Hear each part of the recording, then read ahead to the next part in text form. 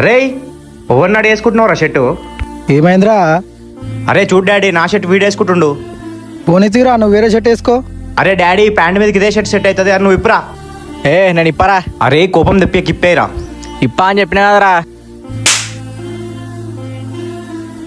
రేయ్ అన్నారా?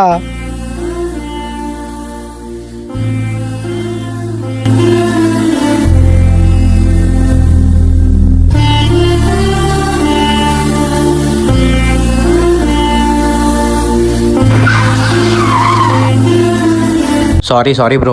గుద్ది సారీ ఏంద్రా? చూసుకోలేదు బ్రో. ఏందిరా చూసుకోలేదు? రేయ్